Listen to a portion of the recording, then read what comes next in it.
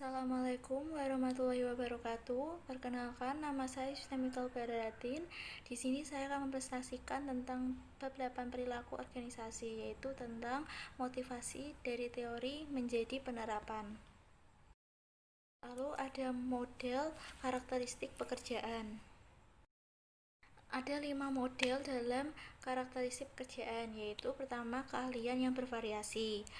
Kondisi di mana suatu pekerjaan memerlukan aktivitas berbeda sehingga pekerjaan dapat menggunakan keahlian dan bakat yang terspesialisasikan. Jadi contohnya di suatu bengkel, mereka tidak hanya menggunakan satu atau dua keahlian saja, mereka menggunakan banyak keahlian seperti dalam membenarkan suatu mobil yang telah kecelakaan. Mereka akan membenarkan di bagian bodi, di bagian mesin, di bagian inti mobil, yang lain-lain. Itu kan menggunakan keahlian yang banyak dan bervariasi. Lalu ada identitas tugas. Tingkat sampai mana suatu pekerjaan membutuhkan penyelesaian dari seluruh bagian pekerjaan yang bisa didefinisikan.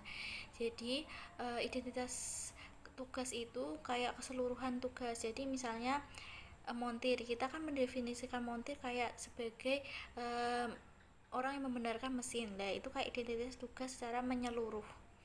Lalu ada signifikasi tugas. Tingkat sampai mana suatu pekerjaan berpengaruh substansial dalam kehidupan atau pekerjaan individu lain. Jadi signifikasi tugas itu kayak tugas intinya, tugas lebih pokok dari identitas tugas, kan montir.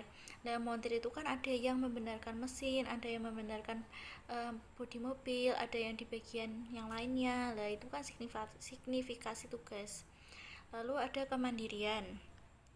Tingkat sampai mana suatu pekerjaan memberikan kebebasan, kemerdekaan, serta keleluasaan yang substansial untuk individu dalam merencanakan pekerjaan dan menentukan prosedur-prosedur yang akan digunakan untuk menjalankan pekerjaan tersebut. Jadi contohnya seorang manajer, dia membebaskan para karyawannya, para montirnya untuk mengerjakan tugasnya, bagaimana mengerjakannya, tugasnya harus prosedur-prosedur pekerjaannya bagaimana, itu dibebaskan. Jadi di situ dibentuk suatu kemerdekaan, keleluasaan untuk para pekerja menyelesaikan tugasnya secara individual atau secara mandiri. Lalu ada umpan balik. Umpan balik tingkat sampai mana pelaksanaan aktivitas kerja membuat seseorang individu mendapat informasi yang jelas dan langsung mengenai keefektifan kinerjanya. Jadi contohnya suatu konsumen datang, mobilnya rusak, dia memberikan penjelasan untuk montirnya secara rinci sehingga para montir mendapat umpan balik penjelasan, dan si konsumen mendapat umpan balik mobilnya akan selesai dikerjakan dengan baik atau kendaraannya rusak. Bagaimana pekerjaan dapat didesain ulang? Ada dua cara, yaitu dengan rotasi pekerjaan dan pengayaan pekerjaan. Rotasi pekerjaan adalah pergantian periodik suatu karyawan dari tugas ke tugas lainnya. Apabila karyawan mengalami rutinitas berlebih dari pekerjaan mereka, alternatif yang dapat dilakukan adalah rotasi pekerjaan. Jadi contohnya ada penjahit. Dalam suatu perusahaan ada penjahit dan memotong kain. Di situ kalian mereka itu berhubungan, si penjahit dapat memotong kain dan si memotong kain dapat juga menjahit. Jika mereka tetap dalam posisi yang sama dalam kurun waktu yang lama, mereka akan jenuh, mereka akan bosan dan akan menurunkan keefektifan kinerjanya, sehingga bisa dari kegiatan dari menurunnya keefektifan kita dapat meningkatkan dengan rotasi pekerjaan. Kita bisa mengganti mungkin yang memotong kain bisa menjahit, yang menjahit bisa dipotong kain sehingga tidak bosan. Lalu ada pengayaan pekerjaan. Pekerjaan yang diperkaya mengatur tugas-tugas sedemikian rupa sehingga memungkinkan pekerja menyelesaikan aktivitas, meningkatkan kebebasan dan kemerdekaan karyawan, meningkatkan tanggung jawab, dan memberikan umpan balik sehingga individu akan mampu menilai dan memperbaiki kinerja mereka sendiri. Lalu ada alternatif pengaturan kerja. Fleksibel, jam kerja yang fleksibel yang di mana karyawan harus bekerja dalam jumlah waktu tertentu setiap minggunya, tetapi dalam batas-batas tertentu mereka bebas mengubah jam kerjanya. Jadi contohnya itu misalnya dalam suatu organisasi mereka diharuskan dalam seminggu bekerja 72 jam atau 36 jam per minggu. Di situ namun pada hari tertentu misalnya hari Jumat mereka dapat memilih jam kerja yang ditentukan. Contohnya mereka bisa masuk jam 8 sampai dan pulang jam 4, atau mereka bisa masuk jam 8 pulang jam 3. Namun untuk mengganti hari yang dari Jumat itu, ketentuan lainnya pada hari Kamis mereka harus mendapatkan jam tambahan sehingga mereka tetap harus bekerja 36 jam, namun mereka bisa mengatur bebas dalam jam kerja pada hari Jumat. Lalu ada pembagian kerja, memungkinkan dua pekerja atau lebih untuk membagi pekerjaan yang memiliki jam kerja yang sama. Jadi misalnya dalam suatu organisasi mereka memiliki tugas yang sama, memiliki jam kerja yang sama, tugasnya banyak, orangnya pun juga banyak lah. Mereka bisa menggunakan pembagian kerja, jadi mereka membagi-bagi tugas agar pekerjaan itu cepat selesai dan mereka pun tidak terbebani terlalu banyak secara individual. Lalu bekerja jarak jauh, adalah karyawan individu yang melakukan pekerjaan mereka di rumah setidaknya 2 hari dalam 1 minggu, terhubung dalam kantor melalui komputer. Bekerja jarak jauh ini jelas ya, kita tidak bekerja di kantor, kita bekerja di rumah, bisa dimanapun, namun kita tetap bekerja dengan menggunakan alternatif media seperti komputer, internet, seperti itu. Ada keterlibatan pekerja. Keterlibatan karyawan merupakan sebuah proses partisipatif yang menggunakan masukan karyawan-karyawan dan dimaksudkan untuk meningkatkan komitmen karyawan untuk keberhasilan organisasi. Jika karyawan dilibatkan dalam keputusan yang mempengaruhi serta meningkatkan otonomi dan kendali mereka atas kehidupan kerja, karyawan akan menjadi lebih termotivasi, berkomitmen kepada organisasi, produktif, dan puas dengan pekerjaan mereka. Jadi keterlibatan pekerja ini penting karena ketika kita melibatkan karyawan dalam membuat keputusan, si karyawan akan merasa bahwa mereka dihargai, mereka penting dalam organisasi ini, sehingga mereka akan meningkatkan motivasi mereka, berkomitmen terhadap organisasi, dan meningkatkan kinerja mereka sehingga kinerjanya pun meningkat, sehingga organisasi mendapat dampak positif dari keterlibatan pekerja ini. Lalu ada contoh-contoh program keterlibatan pekerja. Manajemen partisipatif merupakan proses di mana para bawahan berbagi suatu tingkat kekuatan pembuatan keputusan yang signifikan dengan atasan-atasan langsung mereka. Jadi ini mereka bisa menyalurkan pendapat, menyalurkan masukan-masukan secara langsung kepada manajer mereka atau atasan mereka. Lalu ada partisipasi representatif. Para pekerja berpartisipasi dalam pembuatan keputusan organisasional melalui sebuah kelompok kecil yang terdiri atas karyawan-karyawan representatif. Jadi contohnya dalam pembuatan keputusan mereka membentuk karyawan mereka menjadi sebuah kelompok kecil. Keputusan kelompok kecil ini yang mereka akan diskusikan untuk menjadi masukan-masukan. Jadi tidak secara individu, namun secara kelompok kecil yang sudah dibagi. Lalu ada lingkaran kualitas, kelompok kerja yang terdiri atas karyawan-karyawan yang bertemu secara teratur untuk mendiskusikan berbagai masalah kualitas kerja, menyelidiki penyebabnya, merekomendasikan solusi, dan mengambil tindakan perbaikan. Jadi di sini mereka itu tidak hanya memberi masukan, namun karyawan juga ikut menyelidiki penyebabnya, mengapa sih keputusan ini harus diambil, sebab-sebab apa yang menimbulkan masalah untuk menjadikan keputusan ini. Jadi mereka tidak hanya berperan dalam pengambilan keputusan, namun mereka juga berperan dalam menyelidiki penyebab, serta merekomendasikan solusinya.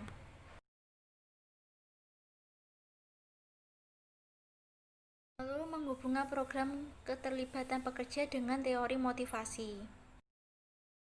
Pertama, keterlibatan karyawan menggunakan teori motivasi yang telah didiskusikan dalam bab-bab sebelumnya. Contohnya, teori Y dan teori X. Teori Y adalah pekerja yang memiliki kontribusi yang baik, sedangkan yang X itu memberi kontribusi yang jelek.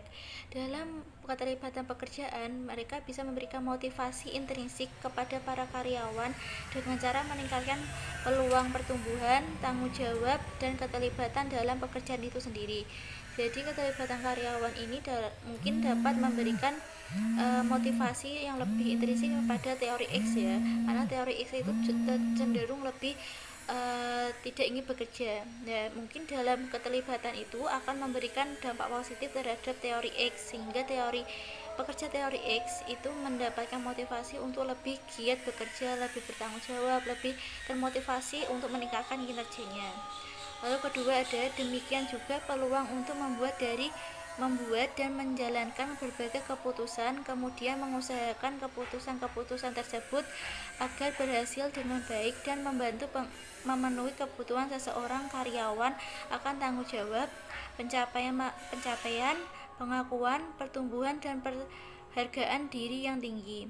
Jadi keterlibatan karyawan selaras dengan teori ERG dan usaha-usaha untuk menstimulasi kebutuhan pencapaian.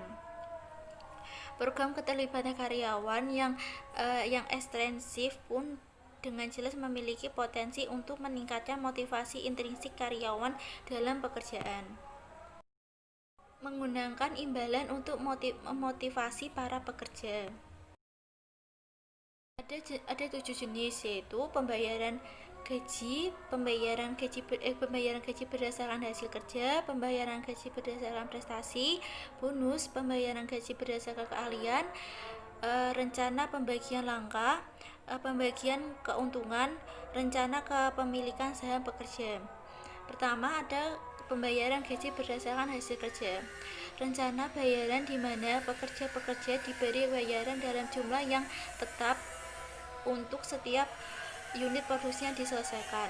Jadi contohnya dalam produksi pembuatan masker, satu masker dihargai dalam 5.000. Si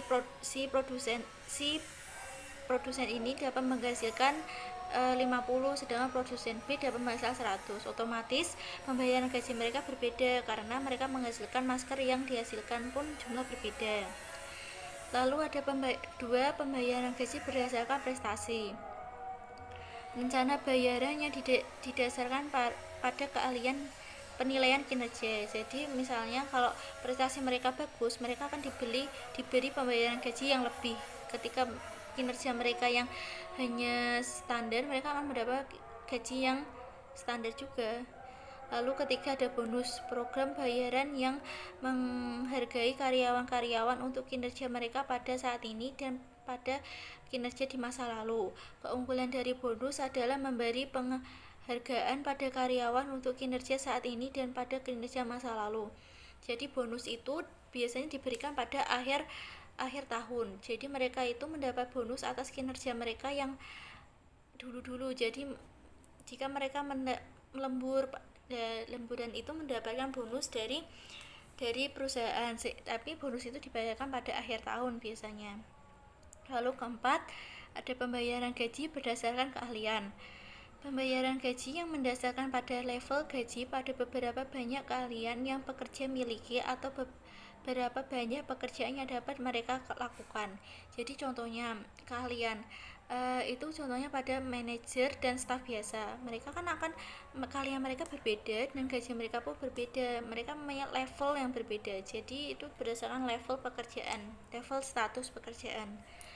Lalu ada ke-5, rencana pembagian langkah. Sebuah program di seluruh organisasi yang membagikan kompensasi berdasarkan beberapa rumus yang sudah ada dirancang seputar probabilitasi suatu perusahaan. Rencana ini bisa berupa pengeluaran uang tunai secara langsung atau alokasi opsi saham.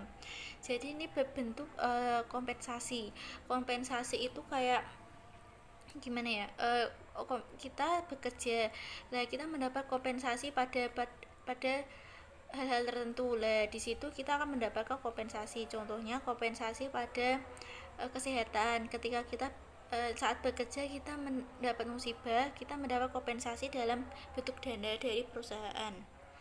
Lalu ke-6 ada pembagian keuntungan. Sebuah rencana intensif kelompok yang berdasarkan pada rumus Nah, di sini itu kayak kita membagi keuntungan kita secara rata dan itu pun sudah ada rumusnya. Lalu ada rencana kepemilikan saham pekerja, rencana tunjangan yang ditentukan oleh perusahaan di mana karyawan-karyawan mendapatkan saham acap kali di bawah harga pasar sebagai bagian dari tunjangan mereka. Jadi ini tunjangan, kayak tunjangan akhir tahun, tunjangan akhir bulan, atau tunjangan per 3 bulan. Jadi mereka mendapat tunjangan dan mereka pun mendapat bagian dari saham. Bagian dari saham itu berupa tunjangan. Manfaat yang fleksibel, mengembangkan suatu paket manfaat. Ada 3 jenis rencana tunjangan yang paling populer. Satu, rencana moduler, paket tunjangan yang telah dirancang sebelumnya. Setiap modul dibuat untuk memenuhi kebutuhan dari sekelompok karyawan tertentu. Jadi rencana moduler itu tunjangan yang sudah ada dari sebelumnya. Jadi tunjangan itu tidak dibuat secara mendadak, namun tunjangan itu sudah dibuat dari sebelumnya. Jadi kita tidak perlu membuat rancangan yang baru lagi. Lalu kedua ada rencana inti tambahan, terdiri dari inti dari tunjangan dasar dan pilihan opsi tunjangan lain.